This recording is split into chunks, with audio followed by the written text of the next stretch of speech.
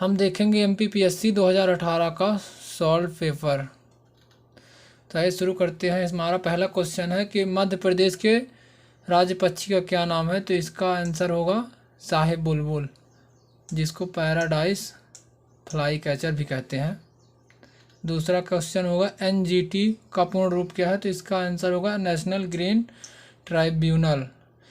National green tribunal मतलब हिंदी में इसका होगा राष्ट्रीय हरित अधिकरण। इसकी स्थापना राष्ट्रीय हरित प्राधिकरण वर्ष अधिनियम 2010 के तहत हुई थी। तीसरा क्वेश्चन है कि भारत का पहला जैविक खेती वाला राज्य, तो वो होगा सिक्किम। भारत का पहला जैविक खेती वाला राज्य सिक्किम है।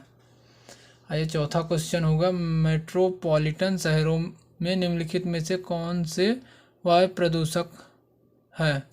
तो इसका आंसर तो ये सभी हैं, इसलिए इसको आयोग ने बाहर कर दिया है। Ozone 3, carbon dioxide, sulphur dioxide, nitrogen dioxide, इसका आंसर सभी होगा, इसलिए इसको नहीं जोड़ा गया है। ये पांचवा क्वेश्चन है कौन सी औषधीय फसल है। तो औषधीय फसल है घृत कुमारी, जिसे एलोवेरा कहते हैं। हरे पौधे द्वारा प्रकाश संश्लेषण प्रक्रिया में प्रयुक्त सौर ऊर्जा का रूपांतरण किस रूप में होता है।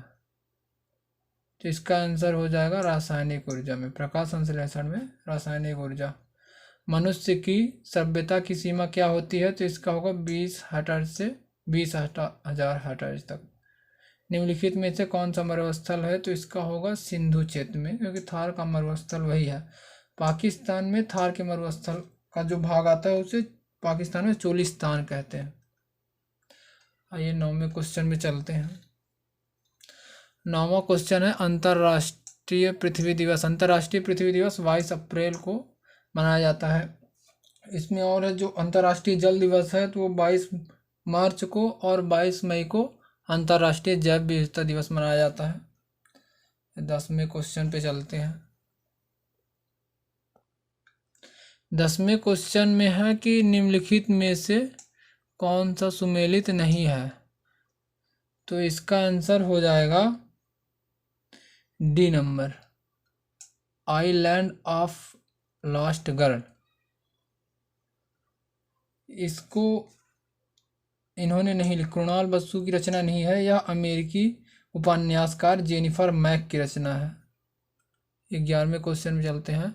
वर्ष 2017 में मध्य प्रदेश से राज्यसभा की एक सीट पर हुए उपचुनाव में इनमें से कौन सी महिला निर्वाचित हुई थी। इसका आंसर हो जाएगा संपतिया उइके। चलिए 12वें पे चलते हैं। 12वां क्वेश्चन है जनवरी 2018 तक भारत और पाकिस्तान ने एक समझौते के तहत अपने नाभिकीय ठिकानों की सूची का कितनी बार आदान प्रदान किया, जिसमें यह कहा गया कि दोनों देश एक दूसरे के नाभिकीय ठिकानों पर हमला नहीं करेंगे। तो इसका आंसर हो जाएगा सी नंबर 27वां। 13वां क्वेश्चन है विशाल सिक्का के स्थान पर इन्फोसिस का CEO किसे नियुक्त किया गया। तो इसका आंसर हो जाएगा सलील पारेख, जो वर्ष 2018 से वर्तमान 2023 तक अभी बने हुए हैं। इन्फोसिस कंपनी ये नारायण मूर्ति की कंपनी है, RN नारायण मूर्ति कंपनी है, जिसके CEO सलील पारेख है। 14वां क्वेश्चन है वर्तमान में अंतर्राष्ट्रीय मुद्रा कोष इंटरनेशनल मॉनेटरी फंड के सदस्य देशों की संख्या कितनी है। तो वर्तमान में इसके सदस्य देशों की संख्या 190 है। चलिए नेक्स्ट क्वेश्चन।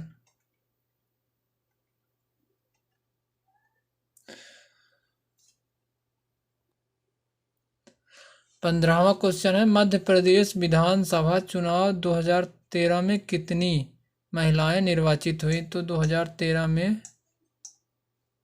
इसमें इस क्वेश्चन को आयोग ने हटा दिया था। इसमें 30 महिलाएं निर्वाचित हुई थी, जिस कारण से इसका कोई भी आंसर सही नहीं हुआ।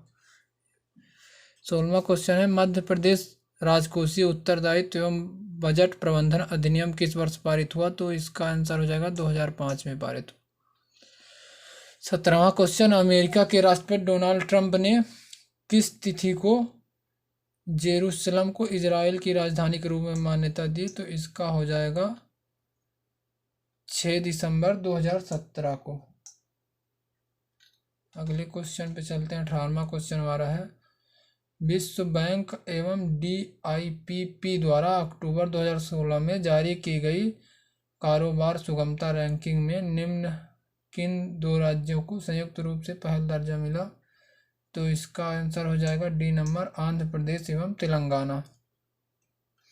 कालिका पुराण किससे संबंधित है? तो इसका आंसर हो जाएगा शाक्त पुराण से। कालिका पुराण शाक्त पुराण से संबंधित है। कालिका पुराण को काली पुराण या सती पुराण के नाम से भी जाना जाता है, जिसकी रचना मार्कंडेय ऋषि ने की थी। 20वां क्वेश्चन है कि प्राचीन काल में किस वर्ण को सार्थवाहक भी कहा जाता था? तो इसका आंसर हो जाएगा वैश्य। वैश्य को सार्थवाहक कहा जाता था। ये वैश्य व्यापारी गण होते थे, इनकी एक श्रेणी को सार्थवाहक नाम दिया जाता था। अगला क्वेश्चन है, शुंगों के पूर्वज मूलतः किस स्थान से आए थे? तो इसका आंसर हो जाएगा उज्जैन से। फिर शेर शाह सूरी का उत्तराधिकारी कौन था? तो शेर शाह सूरी का उत्तराधिकारी इस्लाम शाह था। इस्लाम शाह को जलाल खान के नाम से भी जानते हैं। 23वां क्वेश्चन, ईस्ट इंडिया कंपनी के प्रारंभिक दौर में वेस्टर्न प्रेसिडेंटी कहाँ की गई थी? तो इसका आंसर हो जाएगा सूरत में की गई थी।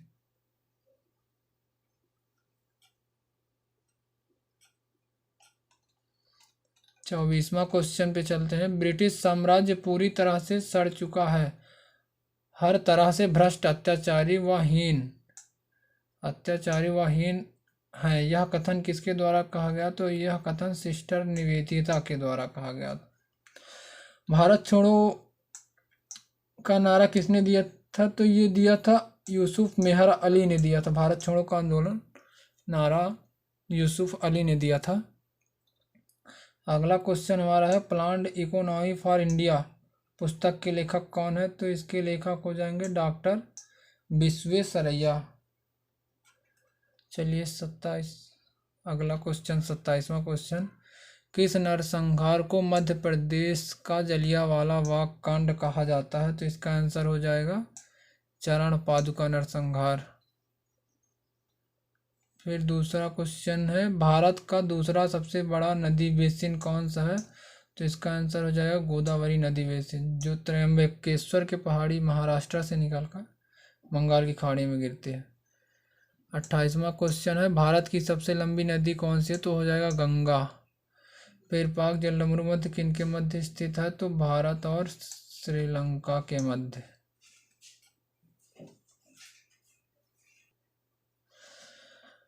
भारत की दक्षिणतम पर्वत श्रेणी कौन सी है? तो वो हो जाएगा कार्डेमम। फिर अगला क्वेश्चन है, inter tropical convergence zone ITCZ निम्न वायुदाब की पेटी है, तो यह होती है भूमध्य रेखा पर 5 डिग्री, भूमध्य रेखा के 5 डिग्री उत्तर एवं 5 डिग्री दक्षिण में होती है यह पेटी। ITCZ जिसे कहा जाता है, भूमध्य रेखा में पाई जाती है। अगला क्वेश्चन है, कान्हा राष्ट्रीय उद्यान, तो कान्हा राष्ट्रीय उद्यान बाघों के लिए प्रसिद्ध है। भारत का कौन सा राज्य अधिकतम राज्यों को छूता है? तो भारत के ये हो जाएगा उत्तर प्रदेश। उत्तर प्रदेश राज्य की सीमाएं अधिकतम राज्यों से लगती है। चलिए अगले क्वेश्चन पे चलते हैं। नेपा नगर संबंधित है, तो यह नेपा नगर अखबारी कागज के लिए संबंधित है। अगला क्वेश्चन है, मध्य प्रदेश निम्नलिखित स्थानों में से कौन सा एक पूर्वी 80 डिग्री पूर्वी देशांतर या उसके निकटतम स्थित है? तो इसका आंसर हो जाएगा जबलपुर। अगला क्वेश्चन है हमारा, मध्य प्रदेश में भावांतर भुगतान योजना किस क्षेत्र से संबंधित है? तो यह कृषि के क्षेत्र से संबंधित है। फिर अगला क्वेश्चन, BSF मतलब बॉर्डर सिक्योरिटी फोर्स सीमा सुरक्षा बल के पास किन देशों की सीमाओं की रक्षा का दायित्व है? तो BSF के पास बांग्लादेश व पाकिस्तान की ओर से रक्षा करने का दायित्व सौंपा गया है। चलिए अगले क्वेश्चन पे चलते हैं।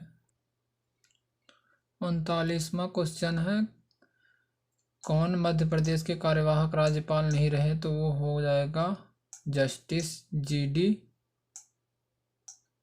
दीक्षित। 40वां क्वेश्चन, भारतीय संविधान के किस अनुच्छेद के तहत राज्यपाल को विधान मंडल के विश्व शांति काल में अध्यादेश प्रख्यापित करने की शक्ति प्राप्त है? तो इसका आंसर हो जाएगा अनुच्छेद 213 के तहत। 41वां क्वेश्चन, वर्ष 2011 से 12 तथा 2015-16 तक मध्य प्रदेश की सकल राज्य घरेलू उत्पादन GSDP में कितनी वृद्धि दर रही? तो आयोग ने इस क्वेश्चन को बाहर कर दिया था, इसका आंसर 7.5% वृद्धि दर रही, जिसे आयोग ने बाद में बाहर कर दिया था 7.5%। स्वतंत्र भारत में प्रथम बार, अगला क्वेश्चन, स्वतंत्र भारत में प्रथम बार संसदीय सचिव पद किस वर्ष सृजित किया गया? तो इसका आंसर हो जाएगा 1951 में। स्वतंत्र भारत में प्रथम बार संसदीय सचिव का पद 1951 में सृजित किया गया था। अगला क्वेश्चन है 43वां क्वेश्चन है कि निम्नलिखित में से कौन सा सुमेलित नहीं है? पहला है, एक साइड राज्य दिए हुए हैं, उनके अनुच्छेद हैं। तो अनुच्छेद 371 का में नागालैंड, 371 खा में असम, 371 गा में मेघालय, 372 घा में आंध्र प्रदेश। तो इसका आंसर हो जाएगा 371 गा। इसमें मेघालय नहीं होगा, इसमें मणिपुर होगा। अगला क्वेश्चन चलिए, लोकसभा में अनुसूचित जाति के लिए आरक्षित स्थानों की संख्या कितनी है? तो इसका आंसर हो जाएगा 84, मतलब अनुसूचित जाति SC के लिए आरक्षित संख्या है 84। निम्नलिखित में से कौन सुमेलित नहीं है? तो इसका आंसर हो जाएगा, राज्य 2 है सीटों का आवंटन, तो इसका हो जाएगा आंध्र प्रदेश। आंध्र प्रदेश में 11 सीटों का आवंटन है। अगला क्वेश्चन चलिए 46वां क्वेश्चन है, लक्ष्मीबाई राष्ट्रीय शारीरिक शिक्षा संस्थान की स्थापना। लक्ष्मीबाई राष्ट्रीय शिक्षा संस्थान की स्थापना 1957 में हुई थी, ग्वालियर में। 47वां क्वेश्चन है, एन पासेंट खेल किससे संबंधित है? तो एन पासेंट खेल जो है तो शतरंज से संबंधित है। शतरंज की चाल को चलना एन पासेंट खेल से कहा जाता है। प्रथम राजीव गांधी खेल रत्न पुरस्कार किसे मिला? तो ये विश्वनाथ आनंद को दिया गया था, जो शतरंज के खिलाड़ी थे। वर्तमान में ये राजीव गांधी खेल रत्न पुरस्कार का नाम बदलकर मेजर ध्यानचंद खेल रत्न पुरस्कार कर दिया गया है 2021 में। चलिए अगला क्वेश्चन, लिब्रो किस खेल से संबंधित शब्द है? तो इसका आंसर हो जाएगा, लिब्रो जो है वो वॉलीबॉल से संबंधित है। अगला क्वेश्चन है, राष्ट्रीय खेल दिवस तो वो मनाया जाता है 29 अगस्त मेजर ध्यानचंद हॉकी के जादूगर के जन्मदिन पर। अगला क्वेश्चन है, 1985 में द्रोणाचार्य पुरस्कार प्राप्त करता कौन थे? तो इसका आंसर होगा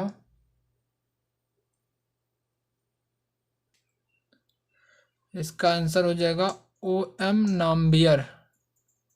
नाम्बियार। फिर अगला क्वेश्चन है, मैराथन रेस की दूरी कितनी होती है? तो इसकी दूरी हो जाएगी 26 मील 385 गज, अर्थात 42 किलोमीटर प्लस 200 मीटर। अगला क्वेश्चन है, किस भारतीय खिलाड़ी ने ओलंपिक में स्वर्ण पदक जीता है? तो इसका आंसर हो जाएगा अभिनव बिंद्रा। 2008 के बीजिंग ओलंपिक में स्वर्ण पदक जीता था। वर्तमान में भारत ने ओलंपिक में 10 स्वर्ण पदक जीत चुका है, जिसमें से 8 स्वर्ण पदक तो भारत की हॉकी टीम ने जीता है, और एंकल स्वर्ण पदक ने अभिनव बिंद्रा 2008 में जीता था शूटिंग में, और 2020 का जो टोक्यो ओलंपिक हुआ उसमें नीरज चोपड़ा ने भाला फेंक में स्वर्ण पदक जीता था। चलिए अगला क्वेश्चन, वह कौन खिलाड़ी है जिसे अर्जुन पुरस्कार से द्रोणाचार्य पुरस्कार, राजीव गांधी खेल रत्न पुरस्कार व पद्मश्री सभी प्रदत्त किए गए हैं? तो वह खिलाड़ी हो जाएंगे पुल्लेला गोपीचंद, जिन्हें सभी पुरस्कार मिल चुके हैं, अर्जुन पुरस्कार, द्रोणाचार्य और राजीव गांधी खेल रत्न पुरस्कार। राजीव गांधी खेल रत्न पुरस्कार का वर्तमान नाम हो गया है मेजर ध्यानचंद खेल रत्न पुरस्कार। 55वां क्वेश्चन है, मध्य प्रदेश की निम्नलिखित में से कौन सी घाटी भ्रंश घाटी नहीं है? तो इसका हो जाएगा चंबल नदी घाटी, भ्रंश घाटी नहीं है। यह चंबल नदी अवनलिका आवर्धन करती है और बीहड़ बनाती है। मध्य प्रदेश का सर्वोच्च शिखर कौन सा है? तो मध्य प्रदेश का सर्वोच्च शिखर धूपगढ़ महादेव श्रेणी में स्थित है, जो सतपुड़ा की चोटियां हैं। अगला क्वेश्चन पे चलते हैं। अगला क्वेश्चन है, निम्नलिखित में से कौन सी नदी चंबल में नहीं मिलती है? तो इसका आंसर हो जाएगा बेतवा। बेतवा नदी चंबल में नहीं मिलती है। अगला क्वेश्चन है, मलाच खंड किस खनिज उत्पादन से संबंधित है? तो इसका आंसर हो जाएगा तांबा, तांबे के उत्पादन से संबंधित है। मध्य प्रदेश का कौन सा जिला गुजरात व राजस्थान की सीमाओं को छूता है? तो इसका आंसर हो जाएगा झाबुआ। 61वां क्वेश्चन पे है, मध्य प्रदेश के किस जिले में जनजातीय जनसंख्या का सर्वाधिक प्रतिशत है? तो इसका आंसर हो जाएगा अलीराजपुर। चलिए अगला क्वेश्चन है, गुजरी महल किसने बनवाया था? तो गुजरी महल मान सिंह तोमर ने बनवाया था, जो राजपूत शासक थे। 59वें क्वेश्चन पे है, मध्य प्रदेश की जलवायु है? तो मध्य प्रदेश की जलवायु मानसूनी है। चलिए अगले क्वेश्चन।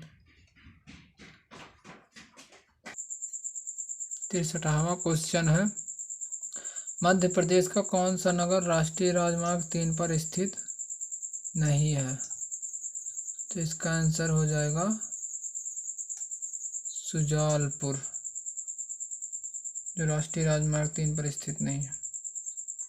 अगला क्वेश्चन है, मध्य प्रदेश के 2017-18 के बजट में AMRUT योजना का कितना प्रावधान किया गया था? तो इसका आंसर हो जाएगा 700 करोड़ रुपए का। 65वां क्वेश्चन है, निम्नलिखित में से मध्य प्रदेश के किस जिले का लिंगानुपात 1000 से अधिक है? तो इसका आंसर हो जाएगा डिंडोरी। डिंडोरी जिले का लिंगानुपात 1000 से अधिक है।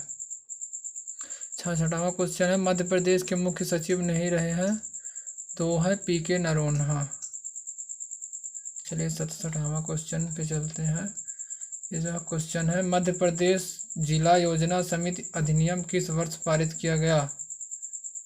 तो इसका आंसर हो जाएगा 1995 में। संविधान के 74वां संविधान संशोधन अधिनियम 1993 द्वारा यह कदम उठाया गया था।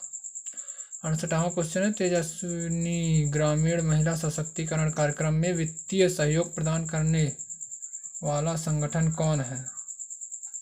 तो इसका आंसर हो जाएगा IFAD, मतलब IFAD मतलब international fund for agriculture development. International fund for agriculture development, जिसका मुख्यालय रोम में है। 59वां क्वेश्चन है, मध्य प्रदेश में मुख्यमंत्री ग्रामीण सड़क योजना कब प्रारंभ हुई? तो इसका आंसर हो जाएगा 2010-11 में। अगला क्वेश्चन चलते हैं, MP incubation and startup policy किस वर्ष से लागू की गई? तो इसका आंसर हो जाएगा 2016 से लागू की गई। चलिए अगला क्वेश्चन देखते हैं। 71वां क्वेश्चन है, जनवरी 2018 में फ्रेंड ऑफ एमपी कॉन्क्लेव किस शहर में आयोजित किया गया? तो ये इंदौर में आयोजित किया गया था। 72वां क्वेश्चन है, अटल ज्योति योजना 2013 के अंतर्गत ग्रामीण कृषि क्षेत्र को न्यूनतम कितने घंटे बिजली देने का प्रावधान किया गया? तो इसका हो जाएगा 10 घंटे बिजली देने का प्रावधान किया गया था। अगला 73वें क्वेश्चन पे चलते हैं। कंप्यूटर पर लिखित लिंक्ड जानकारी के संग्रह को जो इंटरनेट के माध्यम से उपलब्ध होती है उसे कहा जाता है, तो वो होगा वर्ल्ड वाइड वेब। 74वां क्वेश्चन है, वर्ल्ड वाइड वेब की जो खोज की थी टिम बर्नर्स-ली ने की थी। 74वां क्वेश्चन है, वेबसाइट खोलने के बाद वेब ब्राउज़र द्वारा प्रदर्शित पहले पृष्ठ को क्या कहा जाता है? तो उसे पहले पृष्ठ को होम पेज कहा जाता है। अगला क्वेश्चन है, खोज क्षमता ईमेल समाचार स्टॉक की कीमतें मौसम संबंधी जानकारी खेल और मनोरंजन जैसी सेवाएं प्रदान करती है? तो ये हो जाएगा पोर्टल प्रदान करता है ये सब। अगला क्वेश्चन, निम्नलिखित संक्षेप रूपों में से कौन सा सामान्य रूप में अवांछित जंक ईमेल का वर्णन करता है? तो इसका हो जाएगा स्पैम। 17वां क्वेश्चन है, जानबूझकर विघटनकारी सॉफ्टवेयर जो कंप्यूटर से कंप्यूटर तक फैलता है को क्या कहा जाता है? तो वो हो जाएगा वायरस। इसका आंसर हो जाएगा वायरस जो है तो फैलता है। अगला क्वेश्चन है,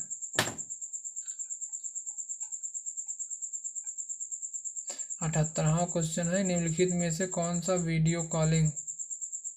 वीडियो कॉन्फ्रेंसिंग में सिस्टम के लिए आवश्यक घटक नहीं है? तो उसका हो जाएगा टेलीफोन जो है तो वीडियो कॉन्फ्रेंसिंग के लिए आवश्यक घटक नहीं है। 79वां क्वेश्चन पे चलते हैं, निम्नलिखित में से कौन सी साइबर अपराध की 2 आवश्यक विशेषताएं हैं? तो इसका आंसर होगा आपका इसका आंसर हो जाएगा अपराधी कंप्यूटर दक्षता तथा कंप्यूटर प्रौद्योगिकी का शिकार अनभिज्ञता। चलिए अगले क्वेश्चन पे चलता हूँ। अगला क्वेश्चन है, शब्द का आशय है कि ऐसा व्यक्ति जो बिना किसी प्राधिकरण के कंप्यूटर सिस्टम में सेंध लगाकर घुसता है और जालसाजी के उद्देश्यों को जानबूझकर वेबसाइट में विकृत करता है, तो क्या कहलाएगा? तो इसका आंसर हो जाएगा क्रैकर। क्रैकर वह व्यक्ति होता है जो बिना अनुमति के किसी के कंप्यूटर सिस्टम में सेंध लगा घुसता है जालसाजी के उद्देश्य से, जो जानबूझकर वेबसाइट को विकृत करता है। इन्हें ब्लैक हैट हैकर भी कहते हैं। चलिए अगले क्वेश्चन पे, जब किसी वेबसाइट के ग्राहक नकली नेटवर्क यातायात के बाढ़ के कारण इसे एक्सेस करने में असमर्थ होते हैं तो इसे निम्नलिखित में से किस प्रकार के नाम से जाना जाता है? तो इसका आंसर हो जाएगा डिनायल ऑफ सर्विस अटैक। 82वां क्वेश्चन है, अनुसूचित जाति और अनुसूचित जनजाति अत्याचार निवारण अधिनियम 1989 के अंतर्गत किस धारा में आर्थिक बहिष्कार को परिभाषित किया गया था? तो इसका आंसर हो जाएगा अनुधारा 2 खा एवं गा के तहत आर्थिक बहिष्कार को परिभाषित किया गया था। 83वां क्वेश्चन में चलते हैं, अनुसूचित जाति और अनुसूचित जनजाति अत्याचार निवारण अधिनियम 1989 की निम्नलिखित में से किस धारा में अग्रिम जमानत को प्रतिबंधित है? अग्रिम जमानत किस धारा के तहत प्रतिबंधित है? तो इसका आंसर हो जाएगा धारा 18 के तहत जो है तो अग्रिम जमानत प्रतिबंधित की गई है। अगले क्वेश्चन पे चलते हैं। अगला 84वां हमारा क्वेश्चन है अनुसूचित जाति और अनुसूचित जनजाति नियम।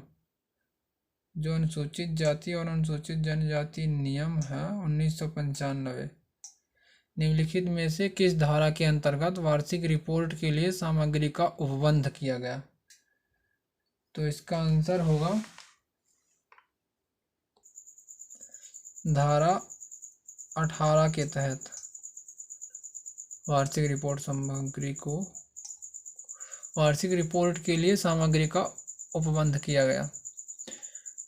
85वां क्वेश्चन है अनुसूचित जाति और अनुसूचित जनजाति अत्याचार निवारण अधिनियम 1989 के अंतर्गत कोई भी व्यक्ति जो अनुसूचित जाति या अनुसूचित जनजाति का सदस्य नहीं है, जादू टोना करने या डायन होने के अभिकथन पर अनुसूचित जाति या अनुसूचित जनजाति के सदस्य को शारीरिक या मानसिक रूप से यंत्रणा देता है यानी कष्ट पहुंचाता है, वह किस अवधि के कारावास से दंडित है? तो वह हो जाएगा आपका 6 वर्ष। जी नहीं होगा, उसकी अवधि 6 माह होगी प्लस जुर्माना भी होगा। 6 माह से 5 वर्ष की अवधि तक होगी और जुर्माना भी किया जाएगा। तो इसका आंसर हो जाएगा जे, जिसकी अवधि 6 माह से कम नहीं होगी किंतु 5 वर्ष तक हो सकेगी और जुर्माने भी। अगला क्वेश्चन देखते हैं। अनुसूचित जाति और अनुसूचित जनजाति अत्याचार निवारण अधिनियम 1989 में कुल कितनी धाराएं हैं? तो इसमें कुल 23 धाराएं हैं, 23। 87वां क्वेश्चन है सिविल अधिकार संरक्षण अधिनियम 1955 की निम्नलिखित सिविल अधिकार संरक्षण अधिनियम 1955 की निम्नलिखित में से किस धारा के अंतर्गत सामूहिक जुर्माना अधिरोपित करने की राज्य सरकार की शक्ति का उपबंध किया गया? तो इसका आंसर हो जाएगा धारा 10 का द्वारा। 88वां क्वेश्चन है सिविल अधिकार संरक्षण अधिनियम 1955 की निम्नलिखित में से किस धारा के अंतर्गत सद्भावना पूर्वक की गई कार्यवाही के लिए संरक्षण का उपबंध किया गया है? तो इसका आंसर हो जाएगा धारा 14 का के द्वारा। अगला क्वेश्चन है सिविल अधिकार संरक्षण अधिनियम 1955 की निम्नलिखित में से किस धारा के अंतर्गत कंपनियों द्वारा अपराध का उपबंध किया गया? तो इसका आंसर हो जाएगा 14, धारा 14 द्वारा। 19 सिविल अधिकार संरक्षण अधिनियम 1955 का विस्तार है, तो इसका विस्तार है संपूर्ण भारत में लागू है। मानव अधिकार संरक्षण अधिनियम के संबंध में कौन सा कथन सही है? इसका आंसर हो जाएगा यह अधिनियम 28 सितंबर 1993 को प्रवृत्त हुआ था। मानव अधिकार संरक्षण अधिनियम जो है 28 सितंबर 1993 को प्रवृत्त हुआ था। अगला क्वेश्चन है कौन राष्ट्रीय मानव अधिकार आयोग का पदेन सदस्य नहीं होता है? तो इसका आंसर हो जाएगा जो भारतीय विधि आयोग का अध्यक्ष। भारतीय विधि आयोग का अध्यक्ष जो है तो राष्ट्रीय मानव अधिकार आयोग का पदेन सदस्य नहीं होता है। अगला क्वेश्चन देखते हैं राष्ट्रीय मानव अधिकार आयोग के सदस्यों की पदावधि पदग्रहण की तारीख से होती है? तो इसका आंसर हो जाएगा 5 वर्ष तक या 70 वर्ष की आयु प्राप्त, मतलब 5 वर्ष या 70 वर्ष की आयु पूर्ण हो जाएगी तो वह पद छोड़ देगा। 94वां क्वेश्चन है भारतीय दंड संहिता की धारा 175, धारा 178, 179, 180 या धारा 228 में वर्णित अपराध के संदर्भ में मानव अधिकार आयोग को समझा जाता है, तो उसको समझा जाता है सिविल न्यायालय। अगला क्वेश्चन है 95 क्वेश्चन है, सशस्त्र बलों के सदस्यों द्वारा मानव अधिकारों के अतिक्रमण की शिकायतों के बारे में आयोग स्वप्रेरणा या किसी अर्जी की प्राप्ति पर, तो इसका आंसर होगा केंद्रीय सरकार से रिपोर्ट मांग सकेगा। 96 क्वेश्चन है, राज्य मानव अधिकार आयोग में सदस्य के रूप में उच्च न्यायालय का कोई आसीन न्यायाधीश या कोई आसीन जिला न्यायाधीश किसके परामर्श के पश्चात नियुक्त किया जा सकता है? तो इसका आंसर हो जाएगा संबंधित राज्य के उच्च न्यायालय के मुख्य न्यायाधीश के तहत नियुक्त किया जाएगा। 97 क्वेश्चन है, राज्य आयोग के अध्यक्ष के पद पर हुई रिक्त की दशा में किसी एक सदस्य को अध्यक्ष के रूप में कार्य करने के लिए प्राधिकृत करने की शक्ति किसे है? तो इसका आंसर होगा राज्यपाल को है। अगला क्वेश्चन है 98वां क्वेश्चन है, आयोग राज्य आयोग का प्रत्येक सदस्य एवं मानव अधिकार संरक्षण अधिनियम के अधीन कृत्यों का प्रयोग करने के लिए आयोग या राज्य आयोग द्वारा नियुक्त या प्राधिकृत प्रत्येक अधिकारी को समझा जाता है। तो प्रत्येक अधिकारी को लोक सेवक समझा जाता है। अगला क्वेश्चन देखते हैं, राज्य आयोग अपना वार्षिक प्रतिवेदन किसके समक्ष प्रस्तुत करता है? तो वो हो जाएगा राज्य सरकार के समक्ष प्रस्तुत करेगा। राज्य आयोग है तो राज्य सरकार के समक्ष ही प्रस्तुत करेगा। अगला 100वां लास्ट क्वेश्चन है हमारा, मानव अधिकार संरक्षण अधिनियम में सशस्त्र बल की परिभाषा में निम्नलिखित में से कौन सा शामिल नहीं है? कौन सा शामिल नहीं है? तो इसका आंसर होगा राज्य के सशस्त्र बल। चलिए क्वेश्चन समाप्त हो चुके हैं।